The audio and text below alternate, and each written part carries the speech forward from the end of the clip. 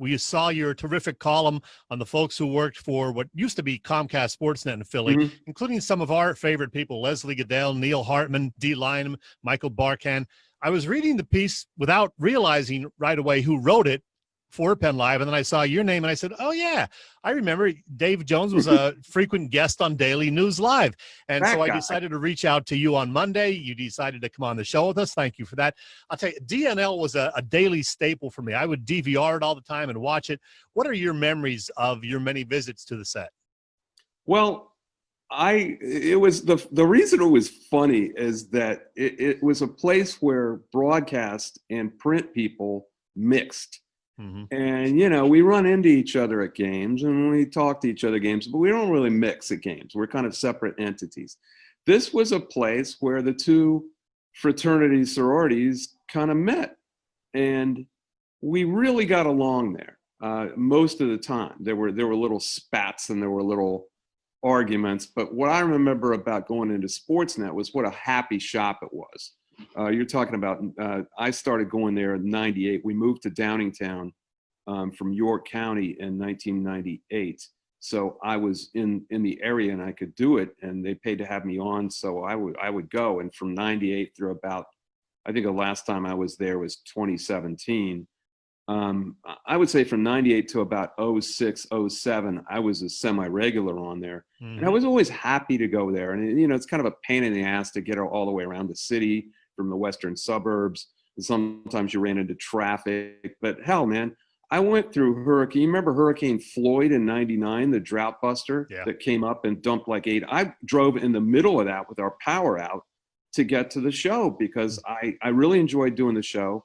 They were counting on me.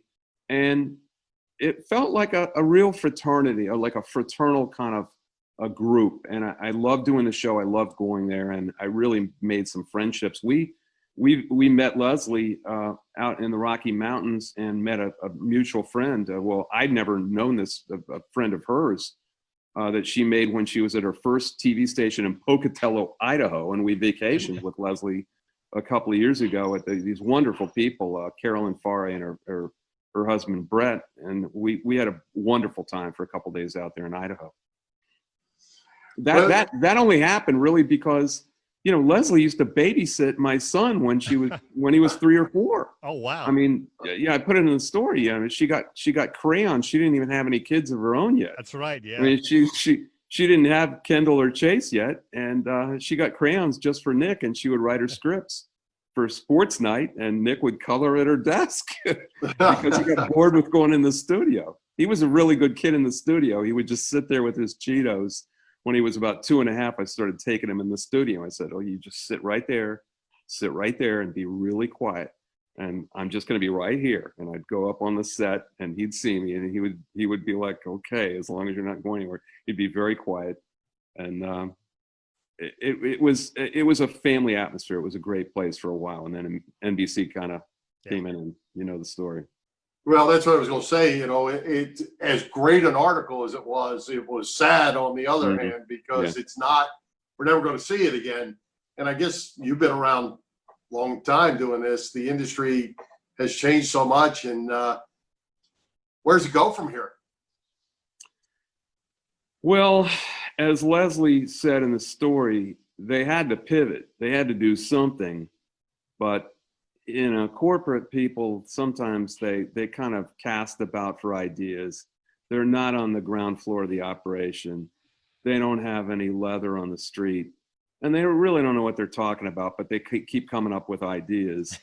And that kind of is what, if you're not lucky with the management in your own place, or if that management in your own place has been disabled and replaced by a remote management, I mean, you're screwed in this day and age. It's really a bad place to be, and that's where they are. I don't see any light at the end of the tunnel for that operation until there's a complete change in management, and who knows if that will ever happen. Well, Dave, the latest layoffs, including Derek Gunn and Greg Murphy, it's in large part a cost-cutting move, but it's also a decision now to eliminate most of the sideline reporters in Philly and elsewhere. Yeah. I'm no expert, but I think that's a horrible decision. I mean, why would you do that? Well, a buddy of mine who's a really bright guy who could have worked anywhere, but he chose to stay in State College. His name is Mark Brennan, and he writes. He pretty much crafts all of Fight on State, which is it's aligned with CBS now. He's been under a lot of different. He's been under some bad management himself, including the guys who are now ruining Sports Illustrated, that Maven operation, whom he despises. He commented on the story and he said, you know, he loved Daily News Live, and he was in State College, just 200 miles away.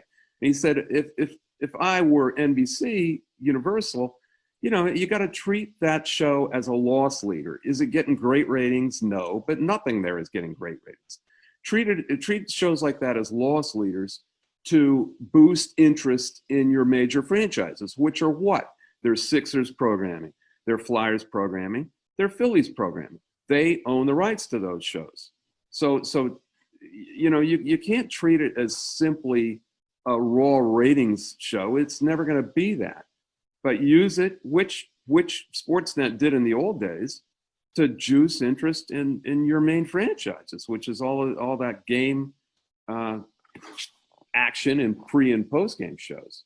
That makes sense to me. It doesn't apparently make sense to the current management.